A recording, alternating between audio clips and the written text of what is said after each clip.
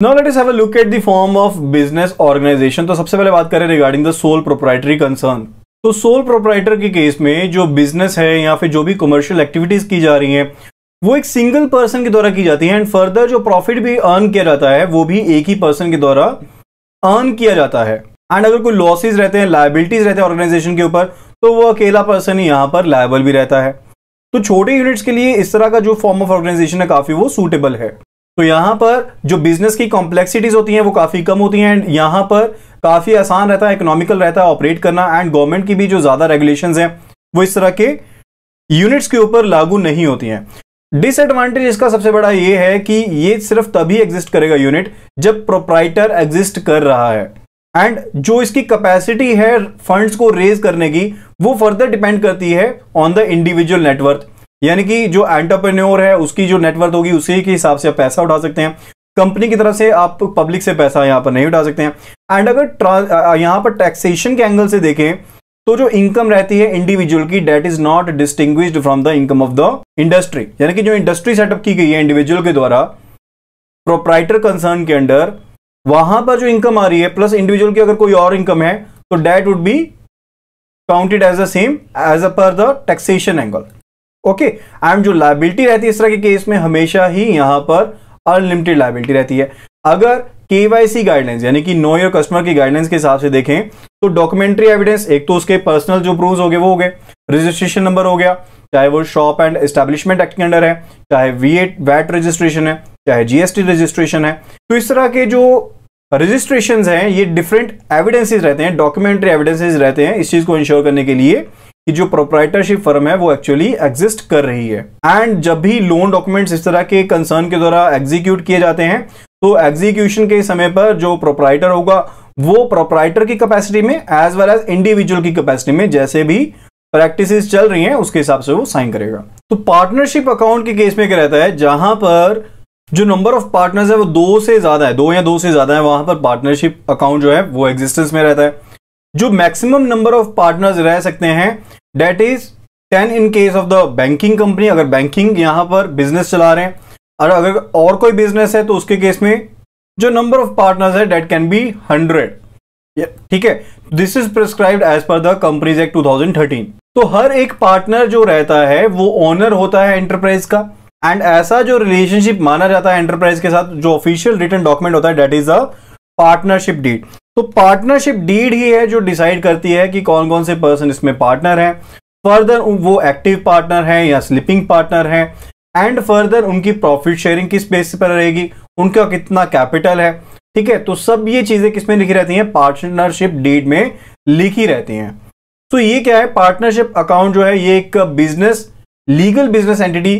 रहती है जो सभी पार्टनर्स की ज्वाइंटली एसेट लायबिलिटी से बनी है। लेकिन एज आई टोल्ड यू कि जो डिफरेंट शेयर है पार्टनर्स का वो किसमें बताया जाता है, वो पार्टनरशिप डीड में बताया जाता है। फर्दर जो मैनेजिंग पार्टनर है या नंबर ऑफ पार्टनर्स हैं वो यहां पर मेंशन किए जाते हैं पार्टनरशिप डीड में, जिनको ऑथराइज किया जाता है कि वो फर्म के बिहाफ पर बिजनेस को ट्रांजैक्ट कर सकते हैं। एंड जो कोई भी एक्ट वो करेंगे as per the partnership deed वो सभी पार्टनर्स के ऊपर क्या रहेगी, मेंबर्स के ऊपर क्या रहेगी, बाइंडिंग रहेगी। एंड इस तरह की जो एंटिटी रहती है this is governed under the provisions of the Indian partnership act. Indian partnership act के तहत जो पार्टनरशिप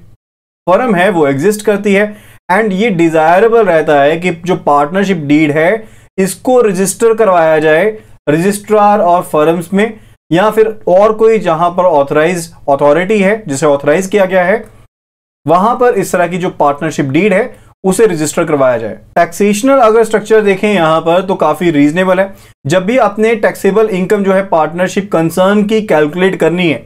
तो जो कोई भी डिफरेंट पेमेंट्स की गई है, यानी कि जो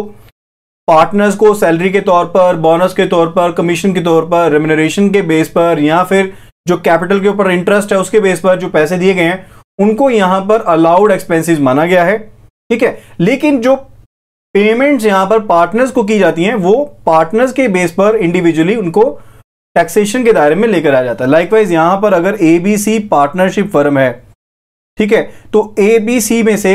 ए को मिल गया यहां पर 1 साल का 5 लाख, बी को मिला 6 लाख एंड सी को मिला 8 लाख। ठीक है, तो ये एबीसी के जो टैक्सेबल इनकम होगी उसमें से डिडक्ट हो जाएगा। लाइकवाइज एबीसी की जो टोटल टैक्सेबल इनकम थी पहले, जो ग्रॉस टैक्सेबल इनकम थी, डेट वाज 25 लाख। तो 25 लाख में से ये जो 19 लाख है ये तो सब्ट्रैक्ट हो गया, जो अलाउड एक्सपेंसेस है। फर्दर इसके अलावा जो कैपिटल के ऊपर इंटरेस्ट है जो भी है, ये तो जस्ट हम एग्जांपल के तौर पर यहां पर समझ रहे हैं। तो 25 लाख इसकी जो थी ग्रॉस टैक्सेबल इनकम थी, जिसमें से 19 लाख जो अलाउड एक्सपेंसेस थे उनको सब्ट्रैक्ट कर दिया, यानी कि 6 लाख रुपीज का यहां पर इसकी क्या बनी, टैक्सेबल इनकम बनी। ठीक है, पार्टनरशिप फर्म की यहां पर जो बनी। लेकिन ये जो 5 लाख, 6 लाख, 8 लाख यहां पर दिए गए हैं, इनके ऊपर टैक्स जो पड़ेगा वो इंडिविजुअल लेवल पर ए बी सी को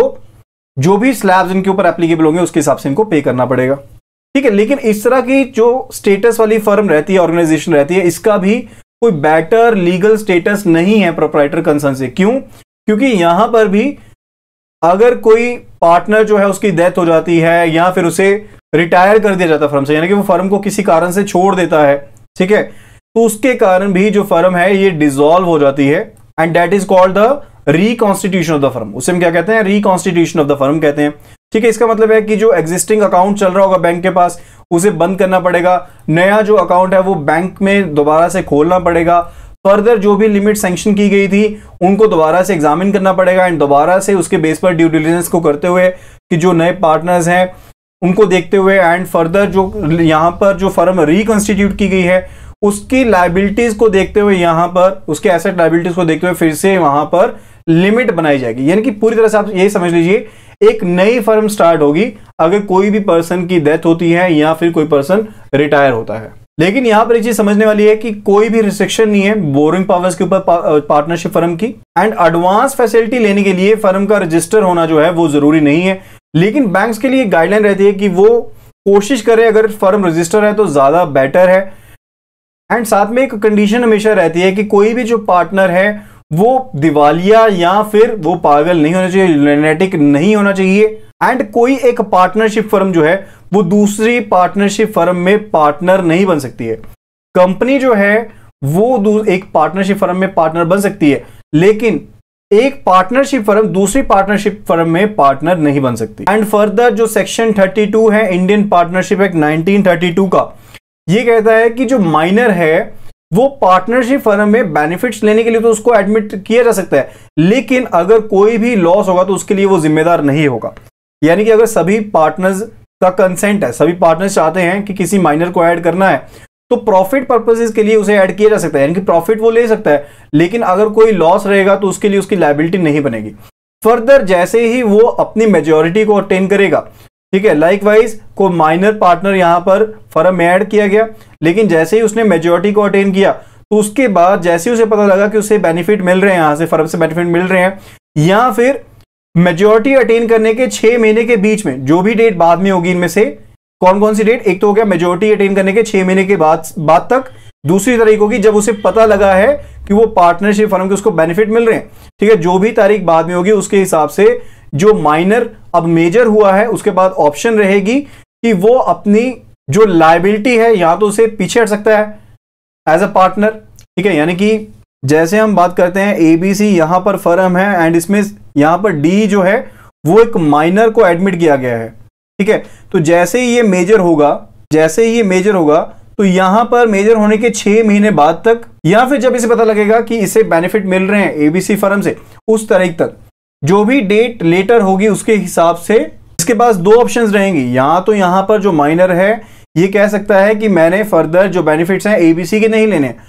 अगर ये चाहता है कि ये बेनिफिट्स लेना चाहता है एंड अपनी लायबिलिटी को खत्म नहीं करता है, तो ये उस डेट से यहां पर लायबल रहेगा जिस डेट से इसको बेनिफिट मिल रहे थे। ठीक है, एक तो चीज है ये लायबिलिटी को खत्म कर देता है, तो उसके केस में इसके ऊपर कोई भी लायबिलिटी, अगली पिछली कोई भी लायबिलिटी इसके ऊपर नहीं बनेगी। लेकिन अगर ये कहता है कि इसको कंटिन्यू करना है एबीसी पार्टनरशिप फर्म में, तो उसके केस में